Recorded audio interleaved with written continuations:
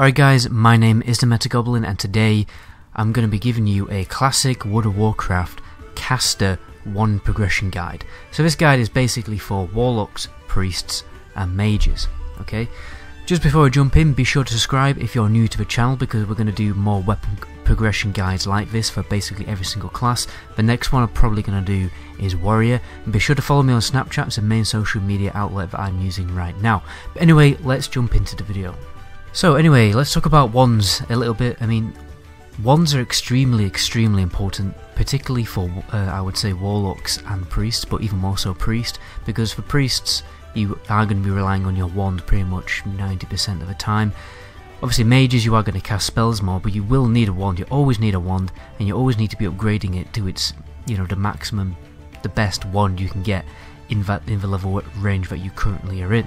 So this guide is essentially going to help you to understand, well, to know what level you need to be upgrading your wand, because at that level there is a better upgrade than the one you currently have, and overall it will massively decrease your leveling time because you're able to just put out more damage. And the great thing about wands is you don't need to use mana when you're actually using them. So let's get on with the progression path for wands for every single class, well, every single caster class in Classic World of Warcraft. There is only one slight difference between each one. I mean, every single wand is great, but basically for every single class, except that Mages get a better option at level 30, kind of 40 range, and we'll highlight that in the video. So I've separated the video into 7 stages. I'm going to give you the best viable wand options for each kind of level range. Then I'm going to give you the kind of fastest option for Alliance or Horde, because you know certain dungeons are quite away from where you're normally leveling up, and some of them are simply Horde specific or Alliance quests. That's another thing that's going to be highlighted in the video. So, the stage 1. Stage 1 is going to be like level 5 to 13, where you can actually obtain a wand, and you're just going to simply want to get the Lesser Magic wand from the auction house. If you have a bit of money to send over to your alt or whatever, you can get this pretty quickly. Or, you know, if it's a server launch, you can make it yourself even, or ask someone to make it for you. In stage 2, we're going to go for more blue options that are available to us. If you're playing Alliance, you want to do a quick run through the Dead Mines, and for Horde you want to do a quick run through the Wailing Caverns, because you've got Fire Belcher, which is a Wailing Caverns rare drop. In my experience, the rare is pretty much always there. That might be a bit different on live servers. And Dead Mines, you've got the Cookie Stirring Rod. Now the thing about these two options, obviously, is you need to farm the dungeons to actually do them, and farming dungeons reduces, you know, leveling time. Sorry, increases leveling time, makes it slower.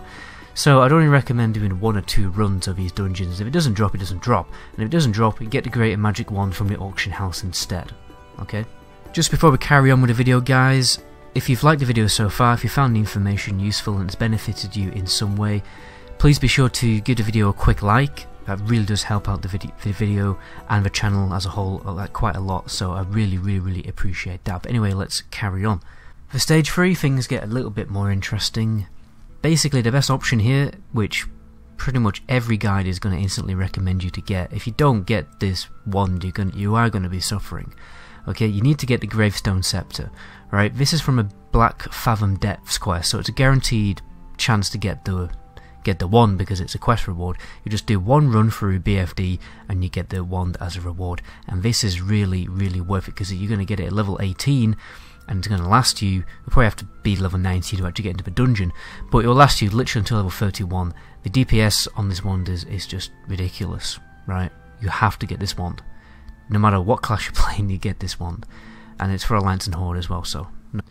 So, for this stage, on screen right now, Mages, don't pay attention to this. Don't pay attention to this yet, Mages. Pay attention to the next slide. Basically, for Priests and Warlocks, you've got a number of options. The most optimal Alliance quest in the Arathi Highlands, that's for the Burning Sliver. And then also you've got a neutral quest in the I think it's in the Arathi Highlands as well. You've got the Gnomish Zapper. You have to do all these pirate quests, which I'm pretty good and recommend doing them. And you've got the Horde quest as well, which is in the 1,000 Needles for the Dancing Flame, which I think is, yeah, it's marginally better, but it doesn't really matter that much. And for Mages, guys, Mages have, if I look at the slide here, Mages have the option to get the Ice Fury wand, which is a small quest line. I think it'd take you about half an hour to an hour. And then you get a big daddy wand. You get this really good wand, extra DPS than the other options in this stage, and you also get extra frost damage, so you really cannot fault that. I definitely recommend going for it. Here we have stage 5 again.